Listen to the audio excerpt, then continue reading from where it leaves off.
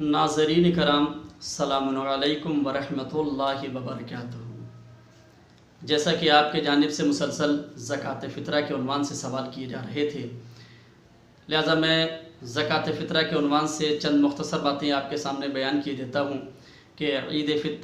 फ़ित्र की चांद रात गुरूब आफ्ताब के वक्त जो भी शख्स बालिग़ हो, आक़िल हो और इसी के साथ साथ फ़कीर या ग़ुलाम ना हो, ज़रूरी है कि अपने और उनके लिए जो इसके यहाँ खाना खाने वाले शुमार किए जाते हों, इनका फ़ितरा अदा करें। मगर याद रखें कि मैंने एक जुमला कहा कि फ़कीर या ग़ुलाम ना हो, तो ग़ुलाम का आजकल इस ज़माने में तसव्वुर तो नहीं किया जा सकता। अलबत्ता फ़कीर क्या है, फ़कीर शरई किसे कहते हैं। याद रखें, फ़कीर से मुराद वो नहीं है, फ़कीर शरई में फ़कीर से मुराद सिर्फ वो अफराद नहीं है कि जो कटोरा लेके और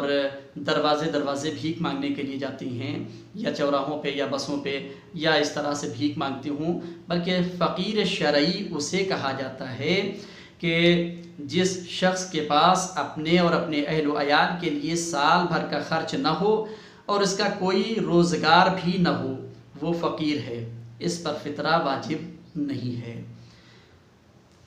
एक बात और जो फ़ितरे के उन्वान से बयान करनी थी वो ये कि अगर चांद रात आपके घर कोई ऐसा मेहमान आ जाए, यानी गुरूब आफ्ताब के वक्त या गुरूब आफ्ताब के बाद अगर कोई ऐसा मेहमान आ जाए कि जो आपके यहाँ खाना खाने वाला शुमार किया जाता हो, तो याद रखें कि उसका फ़ितरा भी आपको अदा करना होगा। हाँ, इतना ज़रूर याद रखें कि खाना खाने वाला शुमार किया जाए। कि जो चाय पानी करवा दी, पानी पिला दिया, एक गिलास चाय पिला दिया, या चाय के साथ जो लवाज़िमात हमारे यहाँ चलते हैं थोड़ा सा अगर सामने रख दिया तो और खा के वो चला गया, तो याद रखें कि ये खाने में शुमार नहीं किया जाता। जो इंसान खाने में शुमार किया जाएगा उसका फ़ितरा देना ज़रूरी होगा। इसी तरह से आफ्तार भी खाने में शुमार नहीं है। हाँ, आफ्तार के साथ अगर खाना भी खिला रहे हैं तो अलग मसला है। लिहाजा ऐसे इंसान के लिए जो आपके यहाँ मेहमान हुआ हो उसका भी फ़ितरा ज़रूरी है। एक ऐसा बच्चा जो अभी पैदा हुआ हो, जो गुरूब आफ्ताब से पहले पैदा हुआ हो, उसका भी फ़ितरा वाजिब है। और इसी तरह से याद रखें कि ये फ़ितरा किसको देना है, ये भी एक बड़ा अहम मसला हुआ करता है। फ़ितरा किसी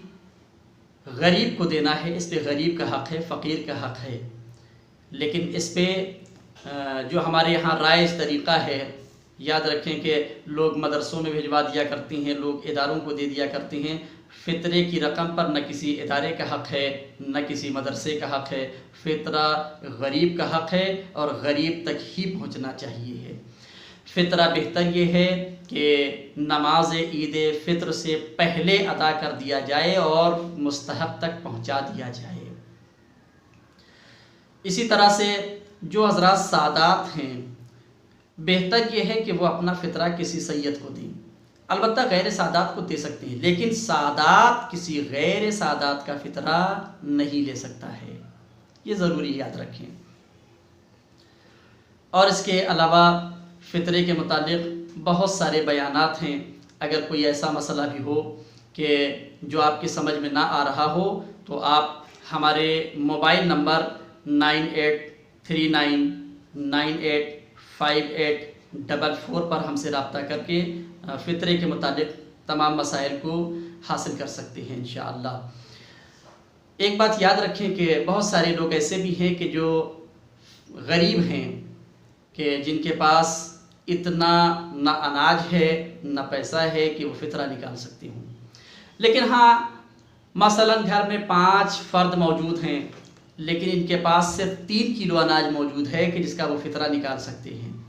यानी 3 किलो का मतलब यह है कि एक फ़र्द का फ़ितरा निकाल सकते हैं, बकिया फ़र्द का फ़ितरा नहीं निकाल सकते। ऐसे इंसान के लिए क्या करना चाहिए है, उनका फ़रीज़ा ये बनता है कि घर में कोई एक फ़र्द उस फ़ितरे को निकाले, नियत करे, फ़ितरा निकाले और उसके बाद उसे घर के दूसरे फ़र्द को दे दे। इस तरह से एक दूसरा इंसान जो है वो फ़ितरा हासिल करेगा दूसरे से और उसके बाद अपना फ़ितरा उसको समझ के निकालेगा। इस तरह आखिरी फ़र्द तक पहुँचाया जाए और आखिरी फ़र्द का फ़ितरा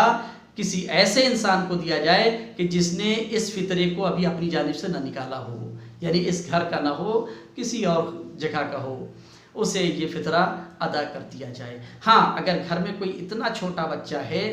کہ جو نابالغ ہے تو اسے دیا جا سکتا ہے، لیکن اس کا فطرہ کسی اور کو خرچ کرنے کا حق نہیں ہے۔ فطرہ 3 کلو اناج ہوتا ہے جو آپ کے یہاں کھایا جاتا ہے، جو آپ کے شہر میں کھایا جاتا ہے۔ ہمارے یہاں ایک بات جو رائج ہے، جو اکثر و بیشتر علماء کرام کی جانب سے بیان کی جاتی ہے کہ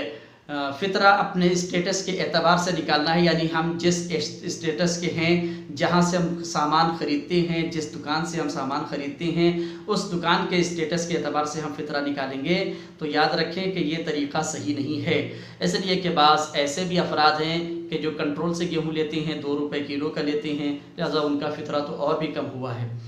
لہٰذا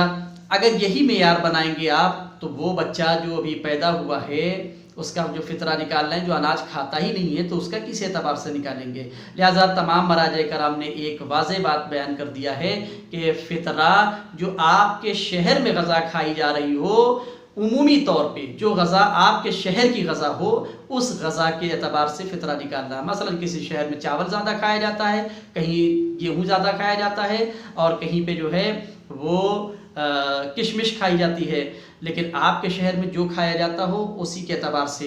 اگر گندم نکال رہے ہیں تو گندم 3 کلو ہے، چاول نکال رہے ہیں تو چاول 3 کلو پر نفر ہوگا، اور اسی طرح سے جو بھی چیز نکال رہے ہیں وہ 3 کلو کے اعتبار سے۔ ہاں ایک بات اور یاد رکھیں کہ فطرہ سب سے پہلے اپنے خاندان میں دیکھیں کہ خاندان میں کوئی فقیر تو نہیں ہے، فقیر شرعی، فقیر یعنی بھیک مانگنے والا نہیں، فقیر شرعی، آپ کے خاندان میں تو کوئی فقیر نہیں ہے۔ گھر میں دیکھیں، خاندان میں دیکھیں، محلے میں دیکھیں، محلے میں نہ ملتا ہو تو اپنے شہر میں دیکھیں، اپنے شہر میں نہ مل رہا ہو تو پھر آپ کسی اور شہر میں، لیکن کسی غریب تک ہی یہ فطرہ پہنچانا ضروری ہے، اور کسی ادارے کو یہ فطرہ نہیں دینا ہے۔ ایک اعلان اور اپنی جانب سے کرنا چاہوں گا کہ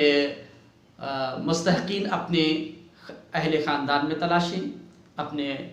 محلے میں، اپنے گھر میں تلاشیں، اپنے شہر میں تلاشیں، اور اس کے بعد بھی اگر سمجھ میں نہ رہا ہو کہ فطرہ کہاں ہے دیا جائے، کس کو دیا جائے، تو میرے پاس ایک لمبی فہرست موجود ہے جو مستحق ہیں زکوٰۃ فطرہ کے، کہ جن کو دیا جائے، سادات بھی ہیں، غیر سادات بھی ہیں، لہٰذا ہم سے رابطہ کر کے ان کا ایڈریس لے کے، ان کا جو بینک اکاؤنٹ نمبر ہے وہ لے کے اس میں بھی ٹرانسفر کیا جا سکتا ہے، اور یا پھر خود ہم سے رابطہ کر کے ہمیں بھی دیا جا سکتا ہے تاکہ ہم ان مستحقین تک پہنچا دیں یہ فطرہ۔ لہٰذا فطرے کے متعلق یہ بیانات بہت ضروری تھے جسے میں نے آپ کے سامنے بیان کر دیا۔ ایک بار پھر اپیل کیے دیتا ہوں کہ سرکار اگر نہ سمجھ میں آئے کوئی بات فطرے کے متعلق تو آپ ہم سے ہمارے نمبر 9839985844 پر ہم سے رابطہ کر سکتے ہیں۔ البتہ یہ نمبر ہم اپنے لنک میں بھی جوڑ دیں گے تاکہ یہ نمبر آپ کو آسانی سے حاصل ہو جائے۔ فقط والسلام علیکم ورحمۃ اللہ وبرکاتہ، وآخر دعوانا ان الحمد للہ رب العالمین۔